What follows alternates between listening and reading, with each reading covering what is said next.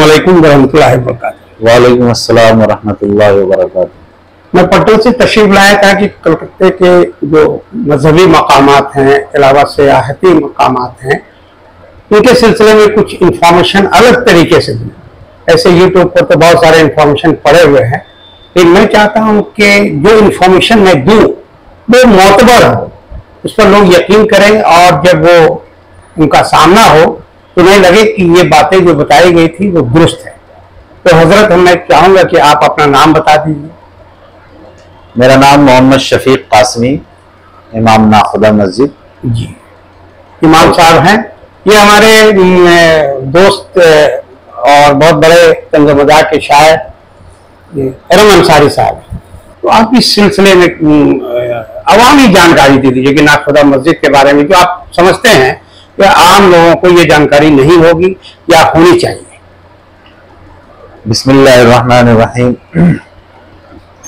देखिए, ये नाखुदा मस्जिद जो इस वक्त आप यहाँ देख रहे हैं, जी, यहाँ पहले दो मस्जिदें हुआ करती थी। जी, एक मस्जिद के मुतवल्ली थे रोशन हक्काक, जी, दूसरे की मुतवल्लिया थी शमसुन्निसा बेगम, जी, और एक का दरवाजा जकरिया स्ट्रीट में खुलता था, दूसरे का दरवाजा राबिंद्रा सरानी में। जी, और उस वक्त मौलाना अबुल कलाम आजाद के वालिद साहब थे मौलाना खैरुद्दीन साहब। जी, वो खानकाही मिजाज के थे, उनके बहुत लोग मानने वाले थे। जी, तो उनके बहुत सारे मुरीद यहाँ रहते थे। अक्सर बेशतर उनका मतलब हर जुमा में, जुमा की नमाज के बाद जी, उनका बयान होता था। जी, तो एक बार बहुत भीड़ हो गई, आवाज लोगों तक नहीं पहुंच पा रही थी, जी, तो इंतशारी कैफियत हो गई। उसके बाद हजरत मौलाना खैरुद्दीन साहब ने ये मशवरा दिया कि ये मरकजी कलकत्ता है और यहाँ पर एक जामा मस्जिद होनी चाहिए। जी, तो उनके जो लोग मानने वाले थे उन लोगों ने कहा कि हजरत, दोनों मस्जिद अगर हम लोगों के हवाले करवा दीजिए तो हम लोग एक जामा मस्जिद बनवा देंगे। जी, तो मौलाना ने दोनों मुतवल्लियों से बात किया, तो दोनों इस बात पे राजी हो गए कि मस्जिद उनको हैंड ओवर करने के लिए। बहरकैफ जब मस्जिद हैंड ओवर कर दिया गया, इस शर्त के साथ कि जो बीच की जगह है उसको खरीद करके और बड़ी मस्जिद बनाई जाएगी, जामा मस्जिद। तो उस वक्त ये प्लानिंग हुई थी जकरिया स्ट्रीट से लेकर के ताराचंद स्ट्रीट तक, जी, और राबिंद्रा सरानी से लेकर के राजमोहन स्ट्रीट तक। जी, ये स्क्वायर जगह है। जी, तो ये प्रोग्राम हुआ था कि यहाँ पे इतनी बड़ी जगह में एक बड़ी जामा मस्जिद बनाई जाए। लेकिन हमारे पीठ के पीछे जो बिल्डिंग है उसका नाम गौहर बिल्डिंग है। जी, वो बिल्डिंग एक बहुत बड़ी अपने जमाना की बहुत ही सुपरस्टार रक्कासा थी, गौहर जान नाम, जी, उनकी बिल्डिंग थी ये। जब उनसे राब्ता किया गया कि भाई तुम ये बिल्डिंग बेच दो मस्जिद को, तो उसने कहा नहीं, हम बेचेंगे नहीं, हम मस्जिद को फ्री देंगे, मस्जिद में डोनेट करेंगे। शरई मसले के हिसाब से उनका पैसा, नाच गाने का पैसा चूंकि मस्जिद में नहीं लग सकता था और वो बेचने के लिए तैयार नहीं हुई, जी, तो मजबूरन इस मस्जिद को का जो इतना बड़ा प्लान था ये रुक गया। जी, और फिर इसको 3 मंजिला मस्जिद बनाई गई। उनका जो पैसा था वो पैसा तो मस्जिद में नहीं लग सकता था ना, मस्जिद में तो प्योर पैसा लगता है। ये बात तो ये हजरत कि लोग कहते हैं कि भाई मस्जिद मंदिर तोड़ के बनाई जाती है और कब्जा करके बनाई जाती है। आपके इस बयान से तो जाहिर हो गया कि मस्जिद में मुफ्त में दी जाने वाली जमीन को भी नहीं ली गई, इसलिए कि वो रक्कासा की थी, वो पैसा उसका जायज नहीं था, तो नहीं ली गई और मस्जिद को 3 मंजिला इमारत बनाई। जी, तो ये एक बहुत बड़ी मिसाल है ना। जी, जी, तो ये एक ताजियाना है। जी, जी, इस तरह की बातें फैलाते हैं कि लोग कब्जा करते हैं, मंदिर तोड़ कर बना देते हैं और दूसरे की जमीन हड़प कर। मस्जिद की जमीन तो पाक होनी चाहिए। बिल्कुल बिल्कुल। मस्जिद में यहाँ तक के चैरिटी का भी पैसा नहीं लगता है। जी, ज़कात, फितरा, सदका भी मस्जिद के तामीर में नहीं लग सकता। जी, प्योर पैसा लगता है। बहुत जानकारी आपने दी है। तो बहरकैफ फिर इस मस्जिद को 3 मंजिला बनाया गया और उस वक्त के जो बड़े बिजनेसमैन लोग थे उनके सुपरविजन में ये मस्जिद बनी। जी, और ये मस्जिद आम मुसलमानों के डोनेशन से बना है, अतिया से बना है। जी, किसी खास लोगों के पैसे से या नहीं बना है। अलबत्ता जाहिर सी बात है, इमारत जब कोई भी बनती है तो किसी के सुपरविजन में बनता है, तो उस वक्त जो जिम्मेदार लोग थे इस इलाके के, उनको सुपरविजन में ये मस्जिद बनी। और इस मस्जिद को जिस कंपनी ने बनाई थी वो ब्रिटिश कंपनी थी, मैकनतोश बर्न एंड कंपनी। क्या नाम बताया फिर से? Mackintosh Burn and company private limited जी, उसने ये मस्जिद, हाँ उसी ने ये मस्जिद बनाया था। उस कंस्ट्रक्शन का काम उन्होंने, नक्शा वगैरह कहीं कोई खास जगह से? इस मस्जिद में आप देखिएगा ये मुख्तलिफ तामीर का ये मजमुआ है जी। मिसाल के तौर पर इस मस्जिद का जब आप मेन गेट देखेंगे, सदर दरवाजा जी, तो फतेहपुर सिकरी का जो बुलंद दरवाजा है इसकी नक्काशी है जी। आप मस्जिद के सहन में जब आएंगे और सामने का जो मेहराब देखेंगे जी, तो ये मेहराब आपको बुखारा समरकंद की जो जामा मस्जिद है जी, वहां से बिल्कुल टैली करता हुआ मिलेगा जी। फिर जब इस मस्जिद के अंदर का आप मेहराब के सामने का नक्शा देखेंगे जी, तो ताजमहल से के कई हिस्सों से मिलता जुलता उसका नक्शा मिलेगा जी। और जब मस्जिद के ऊपर का हिस्सा देखेंगे तो लाल किला से मिलता हुआ इसका नक्शा मिलेगा। तो मुख्तलिफ तामीर का ये मजमुआ है जी। बहरकैफ फिर ये मस्जिद तामीर हुई और इस मस्जिद का नाम नाखुदा मस्जिद रखा गया, चूंकि जिन लोगों के सुपरविजन में ये मस्जिद तामीर की गई थी जी, उन लोगों का बागबानी का काम था, कश्ती जी, मतलब जहाज वगैरह उन लोगों को चलता था। और उस वक्त हिंदुस्तान की जो सरकारी जुबान थी फारसी जुबान थी जी, तो इस निस्बत से इसका नाखुदा नाम रखा गया। नाखुदा के मानते तो आप जानते ही हैं जी, कश्ती चलाने वाले को नाखुदा कहते हैं। और ये इसकी मुख्तसर सी तारीख है।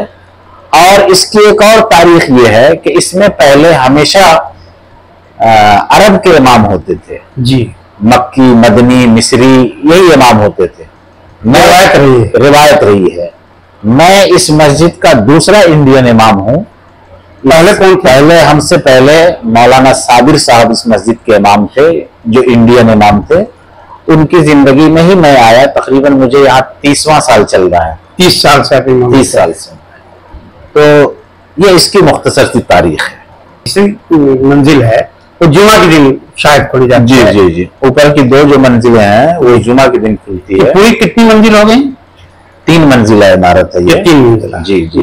Ground floor, first floor, second floor, third floor जी। तो इसमें कितने लोगों की कैपेसिटी है? जब पूरी मस्जिद भर जाती है तो तकरीबन 15,000 लोग इसमें एट ए टाइम मस्जिद के अंदर नमाज पढ़ो। मस्जिद के अंदर नमाज जी, जब फुल हो जाती है पूरी मस्जिद पर। तो जुमा में तो सड़क के किनारे भी लोग जरूर? हाँ, ये जुमा में ये जमात तकरीबन मंदिर तक चली जाती है। बड़ी जमात होती है जी। अगर बाहर का उसमें जोड़ दें तो ये जकरिया स्ट्रीट, उसके बाद बलाई दत्ता स्ट्रीट, उसके आगे भी इसकी जमात फैल जाती है जी। नियर अबाउट समझिए 50,000 के ऊपर ये जमात जुमा की, हाँ, जुमा की तादाद हो जाती है। तो यहाँ तो वो कोई तशद्दुद का मामला तो नहीं होता है कि कोई नमाजियों को जिस तरह के आजकल जो मंजर देखने? नहीं देखिए, ऐसी बात तो यहाँ नहीं होती है। अल्हम्दुलिल्लाह पश्चिम बंगाल एक पुरअमन रियासत है और यहाँ सब लोग मिलजुल करके प्यार मोहब्बत से रहते हैं। सब एक दूसरे के मजहबी मामले में ताउन करते हैं। कोई दूसरे का हरीफ या दूसरे को अपना मुखालिफ नहीं समझते, इज्जत रखते हैं। कोई शरीयत ऐसी लोगों की। बिल्कुल सही। तो ये बहुत बड़ी बात हुई कि पूरे चारों अतराफ में मैंने लोग जो है दूर दूर के लोग आकर जो है जी जी नमाज पढ़ते हैं। और दूसरी इसकी बड़ी बात है कि ईस्टर्न जोन को ये कवर करता है और लोग इसको अपना मर्जा समझते हैं। यहाँ से जब चांद का ऐलान होता है, रमजान का, ईद का, बकरीद का, ये सारा चीज यहीं से। अच्छा, इसका लोकेशन तो थोड़ा बता दीजिए ताकि लोगों को समझ में आए कि ये किस लोकेशन में है। देखिए, ये ऐसी जगह पे वाक़ है कि दाहिने तरफ हावड़ा स्टेशन है, बाएं तरफ सियालदा स्टेशन है और ये सेंट्रल कलकत्ता के अंदर में है। ये सेंट्रल कलकत्ता जी। और इसके 2 किलोमीटर के अंदर में सभी कुछ मिलेगा आपको। Assembly house, governor house, high court, city civil court, Bankshall court, Eden garden, Netaji indoor stadium. और इस 2 किलोमीटर के अंदर में सभी मजहब के, बंगाल के मजहबी लोगों का सेंटर भी है ये जी। यानी यहाँ पर मुसलमानों की जो सबसे बड़ी जामा मस्जिद है, नाखुदा मस्जिद भी है।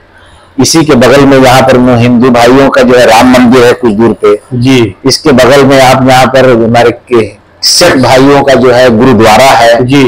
आप यहाँ पे सामने चले जाएंगे तो ईसाइयों का चर्च है, यहूदियों का जो सिनागोग है जी। ये सारे चीज यहाँ बहुत पास पास में मिल जाएगा। और सबसे बड़ी बात यह है कि इंफॉर्मेशन, हाँ, और सबसे बड़ी बात यह है कि सबका मरकजी मकाम होने के बावजूद यहाँ पर कोई टसल नहीं होता। तो हिंदुस्तान के लिए मैं कहूंगा कि ये मिसाली एक मस्जिद और ये एरिया भी मिसाली है। एरिया भी मिसाली है। और सबसे बड़ी बात यह कि किसी भी धर्म वाले का अगर कोई धार्मिक कोई प्रोग्राम होता है जी, तो सब लोग उसको सपोर्ट करते हैं उसके जी, कोई किसी को डिस्टर्ब नहीं करते हैं। नहीं, कभी तो ऐसा नहीं हुआ होगा कि मस्जिद के सामने डीजे बज रहा हो, नहीं या वो नहीं, ऐसा कुछ जबरन जो है वो इस तरह से जुलूस वगैरह ले जाए। देखिए, सबका अपना अपना धर्म का एक मामला है, होता है, लेकिन कोई किसी को डिस्टर्ब करने के इरादे से नहीं कुछ करते हैं, है ना।